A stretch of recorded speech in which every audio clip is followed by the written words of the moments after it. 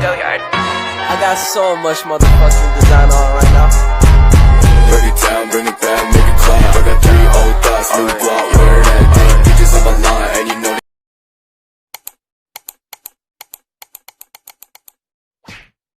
Assalamualaikum warahmatullahi wabarakatuh. Baik, kami dari kelompok 2 akan menyaksikan hasil observasi kami di Bukit Gatan. Selamat menyaksikan. Alat dan bahan yang digunakan, yang pertama itu ada buku, gunanya untuk mencatat nama-nama tumbuhan. Lalu yang kedua ada handphone, gunanya untuk mendokumentasikan tumbuh-tumbuhan yang ada di Bukit Gatan. Lokasi yang akan diobservasi adalah Bukit Gatan atau terletak di daerah Kabupaten Musirawas. Selanjutnya metode yang kami gunakan adalah metode jelajah. Dari kampus Universitas PGRI Selampari ke Bukit Gatan memerlukan waktu 32 menit. Beragamnya jenis tumbuhan yang ada di Indonesia ini, khususnya di Bukit Gatan, ditentukan dengan adanya variasi bentuk penampilan serta ciri-ciri yang lainnya. Sehingga berdasarkan hal tersebut mendorong diperlukannya pengelompokan agar mudah dalam mengenali, mempelajari, dan memahami jenis tumbuhan yang ada. Suatu cara pengelompokan tumbuhan agar mudah dalam mengenali, mempelajari, dan memahami yaitu dengan sistem klasifikasi. Pengamatan tentang keanekaragaman hayati dari tumbuhan selain untuk mengetahui karakteristik dari tumbuhan juga dapat menambah wawasan keilmuan tentang tumbuhan, sehingga diharapkan bisa menyatu dengan alam dan mengerti apa yang alam inginkan tanpa merusaknya. Selanjutnya, identifikasi merupakan bagian yang sangat penting dalam taksonomi tumbuhan. Untuk dapat mengamati dan mengidentifikasi jenis-jenis tumbuhan tersebut secara langsung, maka dilakukan suatu praktik kuliah lapangan agar siswa dapat mengetahui dan menentukan jenis tumbuhan yang ada sesuai dengan teori yang telah dipelajari. Di antara tumbuhan yang menghuni bumi saat ini, Magnoliophyta mempunyai jumlah jenis terbesar dan mendiami lebih banyak tipe habitat daripada tumbuhan golongan lainnya. Bentuk hidup mencakup pohon, perdu, herba, liana yang bersifat perennial maupun annual. Ukurannya dari lemna yang hanya beberapa milimeter sampai pohon raksasa. Variasi adaptasi dari Magnoliophyta menghasilkan tumbuhan parasit, saprofit, dan epifit.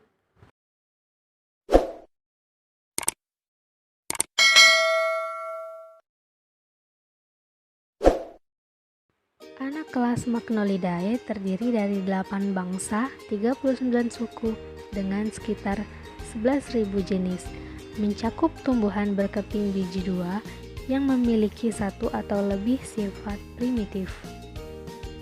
Selanjutnya ada Hammamalidae yang terdiri dari 11 bangsa, 24 suku, dan 3.400 jenis, merupakan anak kelas yang terkecil dalam Magnoliopsida. Lalu ada anak kelas Charophylidae terdiri dari 3 bangsa, 14 suku, dan sekitar 11.000 jenis.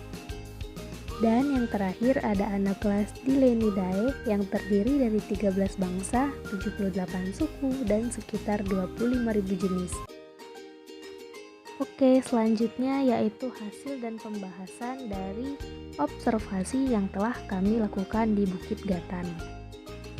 Kami telah menemukan 19 spesies tumbuhan tingkat tinggi divisi Magnoliophyta, kelas Magnoliopsida, anak kelas Magnolidae, Hammamalidae, Charophylidae, dan Dilenidae yang didapat di wilayah Bukit Gatan. Oke, kelas Magnolidae yang telah kami temukan terdiri dari sebagai berikut. Yang pertama ada Piper aduncum L atau biasa disebut daun sirih hutan. Telah dikenal oleh masyarakat dan mempunyai khasiat dalam penyembuhan luka, menghentikan muntah, mengurangi mual, melancarkan pencernaan, sebagai antiseptik, membunuh bakteri, dan jamur serta virus. Tanaman sirih hutan dapat ditemukan di area perkebunan atau hutan alami, memiliki ciri batang berkayu dan bulat memanjang, panjang daun 10-14 cm, dan lebar 5-6 cm. Pertulangan menjari berwarna hijau muda, buah memanjang dengan bulir 12-14 cm dan bertangkai pendek. Masih mudah kuning kehijauan, setelah tua menjadi hitam. Selanjutnya yang kedua ada tanaman sirih hijau. Tanaman sirih hijau merupakan perdu yang tumbuh merambat dengan panjang mencapai puluhan meter, batang berkayu, berbentuk bulat, berbuku, beralur, dan berwarna hijau kecoklatan. Daun sirih hijau memiliki daun tunggal berbentuk pipih menyerupai jantung. Daun berwarna hijau, permukaan atas rata, licin, agak mengkilap. Tulang daun agak tenggelam, permukaan bawah agak kasar kusam, tulang daun menonjol, bau aromatik khas, rasanya pedas. Yang ketiga ada tanaman Annona muricata atau yang dikenal dengan nama sirsak, merupakan salah satu jenis tumbuhan obat yang sangat terkenal akhir-akhir ini. Pada awalnya, Annona muricata dikenal sebagai tanaman penghasil buah sehingga mudah ditemukan di berbagai pekarangan. Ciri khas terdapat salah satunya pada kulit kayu yang berwarna abu-abu agak gelap dengan permukaan seperti lambung, daun bertipe tunggal dengan susunan selang-seling. Yang keempat ada gelondokan tiang. Tanaman ini berdaun tunggal, bentuk elips sampai lanset, mengkilat dengan tepi berombak dan ujung runcing. Bunganya berwarna kuning kehijauan dan tumbuh tersembunyi di antara daun-daunnya. Tanaman ini mudah panas dan tahan terhadap angin sehingga juga tanaman peneduh jalan yang akan unsur pencemaran yang berasal dari asap kendaraan bermotor. Oke, selanjutnya yang kelima itu ada tanaman alpukat. Tanaman alpukat tumbuh di daerah tropis dan subtropis dengan curah hujan tinggi dan biasanya tanaman ini mampu tumbuh dengan ketinggian 5-1500 meter di atas permukaan laut. Daun alpukat adalah daun tunggal dan simetris. Panjang daun tanaman alpukat kira-kira 10 hingga 20 cm dengan lebar 3-10 cm. Daun yang muda berwarna kemerahan dan ketika sudah tua daun berwarna hijau. Lalu yang keenam ada Piper nigrum L atau biasa disebut dengan lada hitam. Buah lada merupakan salah satu hasil rempah penting dari segi ekonomi, dapat berupa lada hitam atau black pepper maupun lada putih. Lada secara morfologi merupakan jenis tumbuhan memanjat, batang berkayu. Buah lada berwarna hijau saat mudah dan berwarna merah ketika matang. Memiliki diameter 4 hingga 6 mm, dalam satu malai terdapat 60 hingga 80 buah. Baiklah, selanjutnya itu ada kelas Hamamalidae yang telah kami temukan terdiri dari sebagai berikut. Yang pertama ada Casuarina equisetifolia atau cemara laut. Secara morfologi, ciri-ciri cemara laut memiliki ukuran yang besar dengan tinggi dapat mencapai 50 meter, walaupun rata-rata hanya mencapai 15 hingga 23 meter saja. Cemara laut memiliki jenis akar berbentuk akar tunggang. Warna akar pohon cemara jenis ini cenderung putih kotor atau kekuningan. Daun cemara laut berbentuk jarum dan tersusun melingkar antara 6-10 helai setiap ruasnya. Oke, lanjut. Yang kedua ada nangka. Pohon nangka umumnya berukuran sedang sampai sekitar 20 meter tingginya, walaupun ada yang mencapai 30 meter. Batang bulat silindris sampai berdiameter sekitar 1 meter. Tajuknya padat dan lebat, melebar dan membulat apabila di tempat terbuka. Seluruh bagian tumbuhan mengeluarkan getah putih pekat apabila dilukai. Pohon nangka berakar tunggang dan memiliki percabangan yang sangat banyak. Perakaran nangka menembus tanah hingga kedalaman 10 hingga 15 meter. Helai daun agak tebal seperti kulit, kaku, bertepi rata, dengan pangkal menyempit sedikit demi sedikit dan ujung pendek runcing atau agak runcing. Selanjutnya yang ketiga ada pohon beringin. Pohon beringin ini masih berkerabat dengan pohon nangka. Pohon besar ini bermanfaat bagi lingkungan, terutama karena kemampuannya dalam menyerap air. Beringin memiliki akar tunggang yang menyebar ke tanah dan sanggup menopang ukuran pohonnya yang besar. Perakarannya berbentuk mirip jaring dan berfungsi sebagai safety nutrition network atau jaringan pengaman nutrisi. Bentuk batang beringin seperti batang pohon lainnya, berbentuk silindris, bertekstur kasar dan memiliki percabangan simpodial. Daun beringin berbentuk oval dengan bagian ujung meruncing dan pangkalnya tumpul. Pertumbuhan daunnya berseling dan tulang daunnya menyirip. Oke, selanjutnya yaitu kelas Coreophyllidea yang telah kami temukan terdiri sebagai berikut. Yang pertama ada bunga kertas. Bunga kertas merupakan tanaman anual yang tersebar secara luas di dunia. Tanaman ini sering digunakan sebagai tanaman hias di pekarangan rumah dan bunga potong. Spesies ini mampu tumbuh di daerah tropis dan subtropis dengan ketinggian hingga 1.800 meter.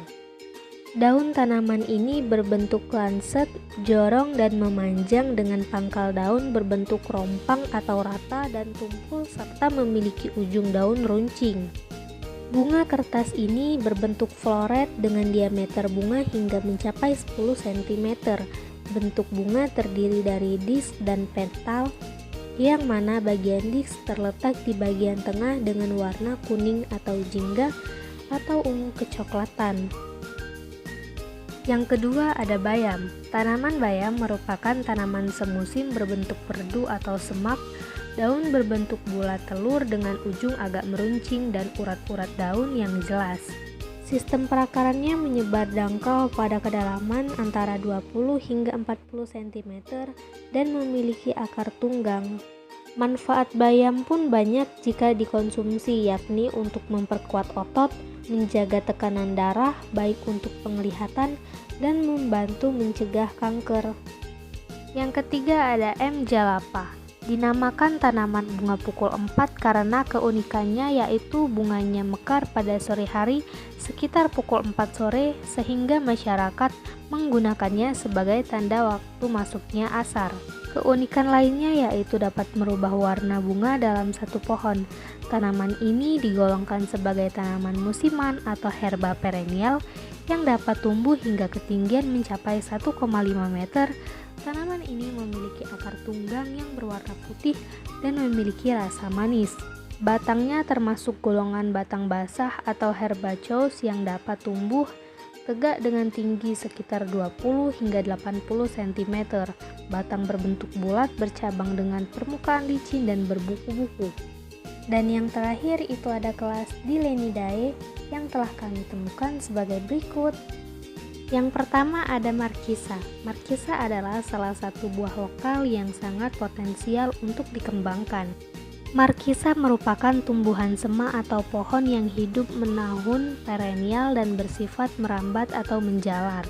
Batang tanaman berkayu tipis, bersulur dan memiliki banyak percabangan yang kadang-kadang tumbuh tumpang tindih. Pada stadium muda, cabang berwarna hijau dan setelah tua berubah menjadi hijau kecoklatan. Daun tanaman sangat rimbun, tumbuh secara bergantian pada batang atau cabang. Yang kedua ada Carica papaya atau pepaya, salah satu buah introduksi yang telah lama dikenal berkembang luas di Indonesia. Pepaya adalah jenis tanaman herba, batangnya berongga biasanya tidak bercabang dan tingginya dapat mencapai 10 meter. Daunnya merupakan daun tunggal dan berukuran besar, tangkai daun berukuran panjang dan berongga.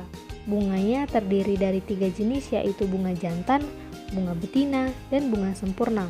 Bentuk buah beragam dari yang bentuknya bulat sampai lonjong. Yang ketiga ada durian. Durian merupakan tanaman daerah tropis karena dapat tumbuh baik di Indonesia. Panjang buah durian yang matang bisa mencapai 30 hingga 40 cm dengan lebar 20 hingga 25 cm dan berat antara 1,5 hingga 2,5 kg.